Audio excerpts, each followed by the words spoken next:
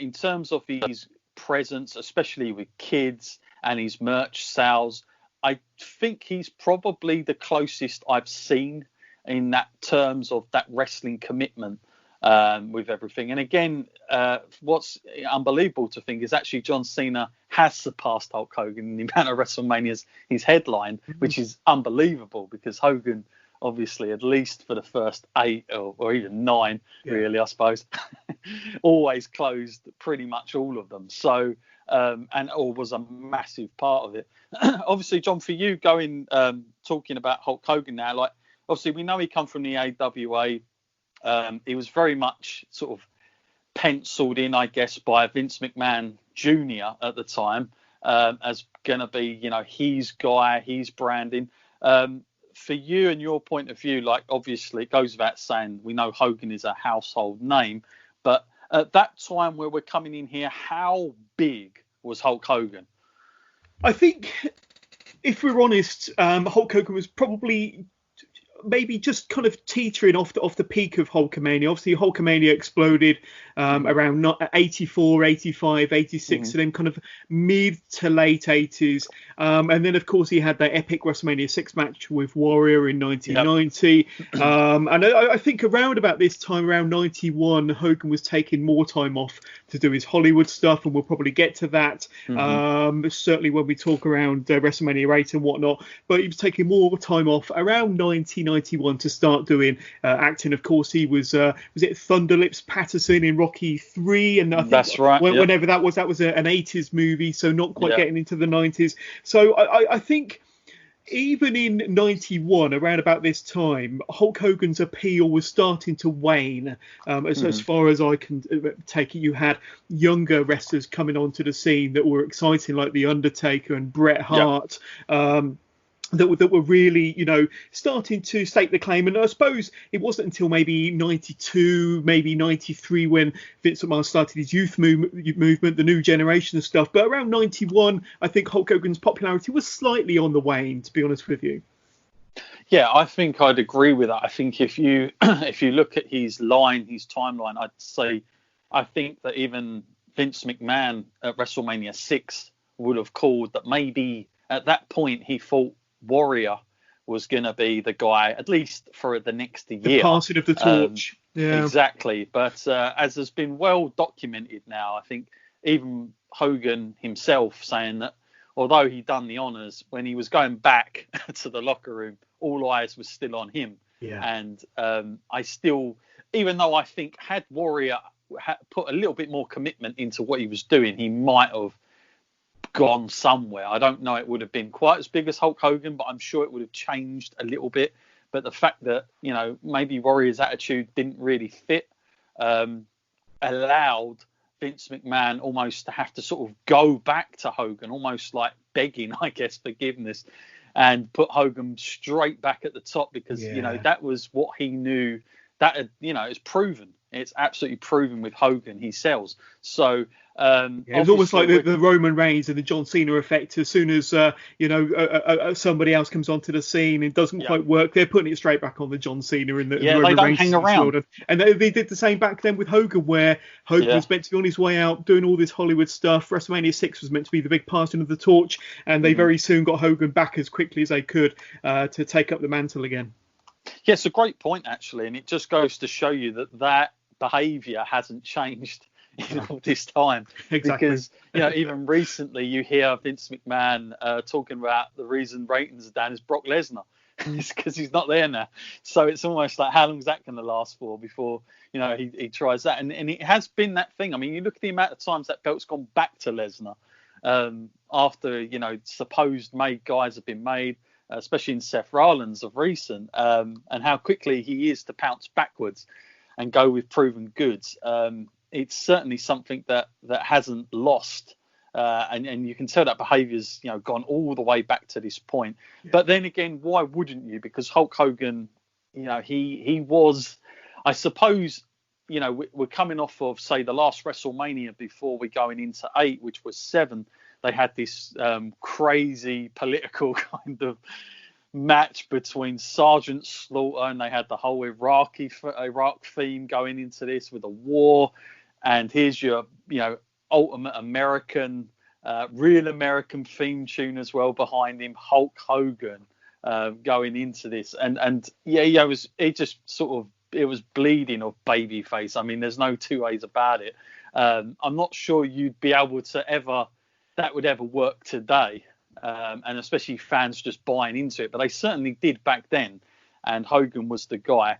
Another part to this, just before we get onto the Ric Flair coming over part, John, is that I want to it's something that doesn't come up, and maybe it's just my little nerdy self here talking about this, but the actual attires of both these guys, like, they're very different ends of the spectrums here. We've got Hulk Hogan, obviously iconic red and yellow, bleeds red and yellow. That's the big thing with him.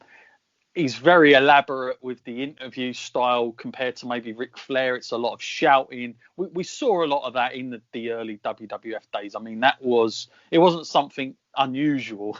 Yeah. Let's put it that way. If you weren't shouting, you were probably going to be original. Like Jake Roberts, for instance, he really stands out because he's one of the few guys that just could talk.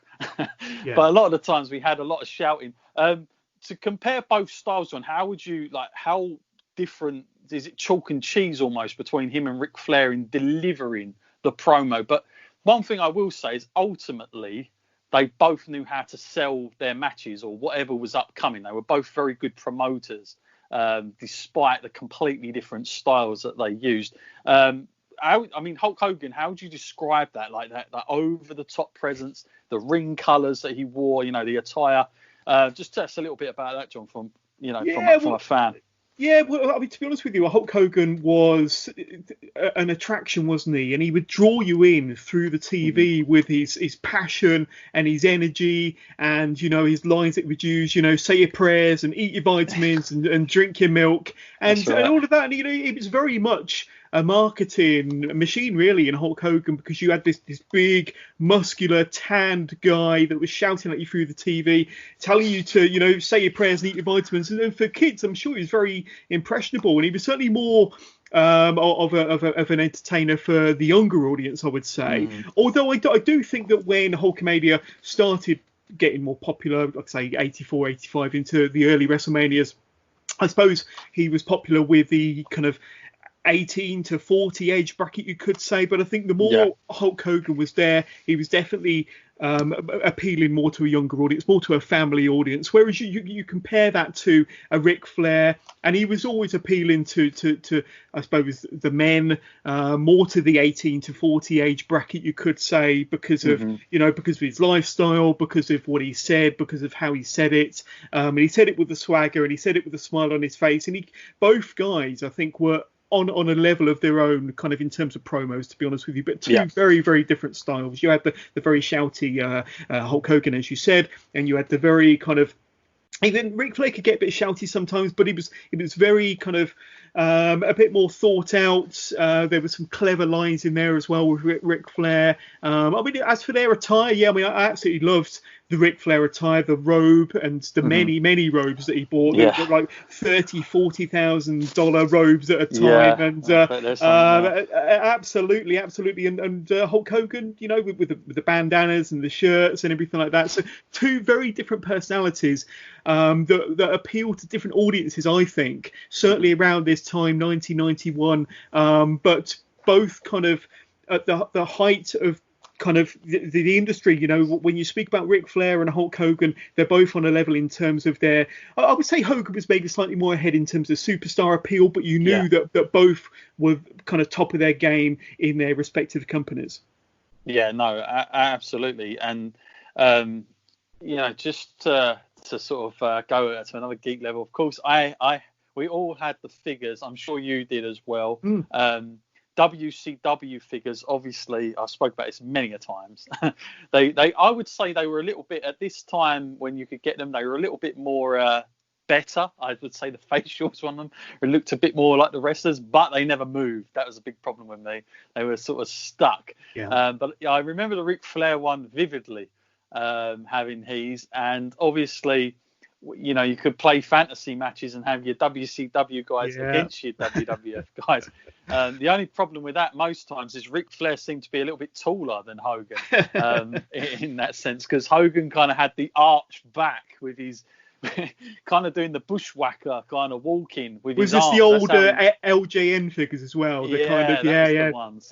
And I think Hogan, like, correct me if I'm wrong, but I think Hogan had like 2-3 different styles because he was that big a seller. Like, I think at one time he had like a different kind of look, whether it was the bandana on his head or not, and whether he'd wear the yellow top, like the tank top he used to rip off, stuff like that. But in terms of actual selling merchandise, there's no doubt about it. Hogan was a juggernaut back then. He was selling anything and everything. I mean, he definitely was. I would say before Hogan come along, this whole thing of selling merchandise, especially toys, things directed towards children, weren't really a thing. That was mainly WWF, Vince McMahon's vision into bringing that. And again, we're talking about a time as well where heels, I would definitely say, for the most part, especially early WCW, that you wouldn't really, and I've said this many times, heels back then, they didn't really always want to sell merchandise because they didn't want fans wearing their stuff. Why would you if you're really supposed to dislike this guy? So different ends of the spectrum. But Hogan, I mean, it goes without saying, John, there wasn't many places you wouldn't see something with Hogan on it, or the amount of different things you could get was through the roof. And again, we're talking about a time where obviously now WWE's licensing is pretty global, but we're talking about a time where it's just starting to pick up. We're seeing this huge wave of momentum with all that stuff. We probably even sort of in the peak of it. We're coming down the other side, I would imagine, for a lot of this, and we're still going to go on. But in those terms, like, obviously John Cena says a hell of a lot of stuff, but back then, like, you would say Hogan was the sort of at the forefront of that, wasn't he? Yeah, most definitely. And I think a lot of wrestling merchandise started with Hogan as well. And, thanks to, obviously, in collaboration with Vince McMahon, I should imagine that they kind of this whole licensing situation with wrestling really started with Hogan and the whole Hulkamania era and Vince McMahon. And, you had the teddy bears dressed up as Hogan, you had the t-shirts, you had the bandanas, you had the dolls, the little action figures as well. And you could possibly say that Macho Man was maybe not necessarily a close second, but definitely a distant second to Hulk Hogan. Yeah, absolutely. I don't think WCW really, merchandise back in the WCW days were virtually non-existent. I don't think that merchandise really sold in WCW until maybe Hulk Hogan joined in '94, or then again a couple of years later on down the line, the NWO. Before that, merchandise was a bit of a non-entity for WCW, but it was always a big business and a big money earner for WWF.